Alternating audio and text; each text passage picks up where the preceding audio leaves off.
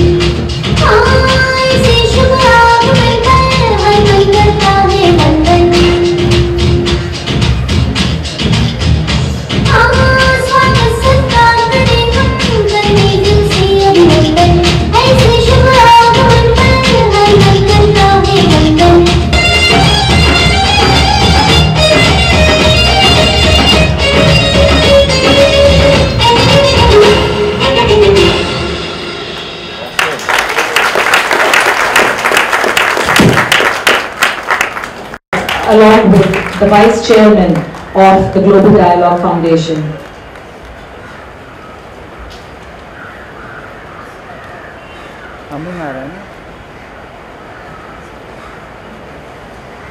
Good evening. I'll begin my speech like I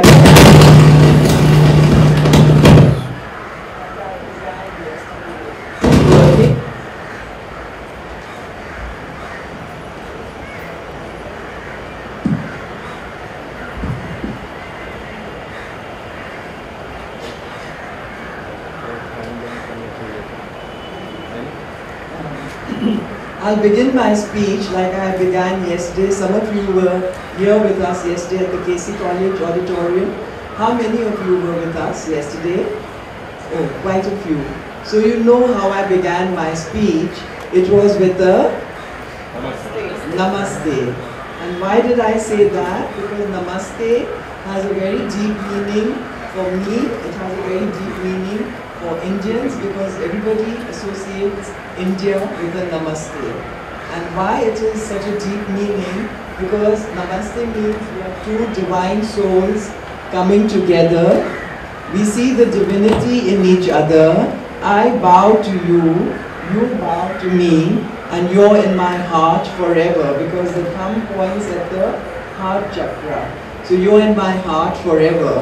So what I told our friends yesterday was that from this time onwards, we are in a peace garden, and from this moment onwards, we should all look at our people on our left and right and not see them as anybody but divine souls. It doesn't matter whether you're Hindu, Muslim, Christian, upper caste, lower caste, man, woman, Sharad, whether you see a girl or a boy, it doesn't matter, you're just a divine soul.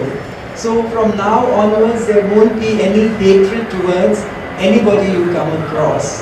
And this is the message of unity in diversity. This is what we are planning to spread throughout the world.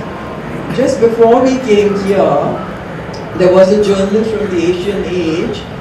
They realized there's a buzz being created all over the city because there have been many journalists who covered us since the last few days. Initially, when we asked people, we said this is a good thing happening. The journalist said, but we'll come only when the celebrities come. I said this yesterday also. This was yesterday. But I convinced them, I said, we are all the celebrities here. We don't need any celebrities, and our message is unity and diversity. Somehow one journalist was convinced, and she came to interview Hanifa, our chief guest. So then she was, you know, they got it, you know. Once she got it, she published this in the papers, and then the other journalists stood up and they took notice, and they were wondering what's happening, what's this unity and diversity. So this journalist who interviewed us just before we came here, he said, how are you convincing people? How is it all happening? I mean, this is such a vague subject. How is it all happening? So after Petri and I and Hanifa were done with him, he said, I'm joining, I want to be on board. So this is how the movement is spreading. So as the chairperson of the SAGE Foundation and as the vice chairperson of Global Dialogue Foundation, it's my privilege and honor to welcome each and every one of you. Since you're not talking about celebrities, Omar is a celebrity here with us, but we're not talking about you. So we're expecting Mr. Subhash Ghai any moment, the mayor, the BMC commissioner, the deputy commissioner, the deputy mayor. They're all coming, but I think they'll be delayed because the budget session is on and it's taking longer than expected. They told me it's going to get over at 6:30. So I said our event was supposed to start at 4 and we've been waiting, but I don't know whether they'll be here with us or not. But they have all promised that they'll be with us. Anyway, what I want to tell you, it's been a very eventful 3 years. I think Hanifa, she's had a long flight. She's come from all the way from New York, especially for this event. Hanifa is a senior advisor to the United Nations Alliance of Civilizations, and she deals with humanitarian affairs and civil society. Earlier, President Al Nasser was supposed to come, but then he had to, suddenly go to Qatar, or was it Doha? He was called there suddenly, and he asked Hanifa to represent him, and we're delighted that she's here with us because she's the one who's going to take this movement forward through the United Nations. Wow. Namaste.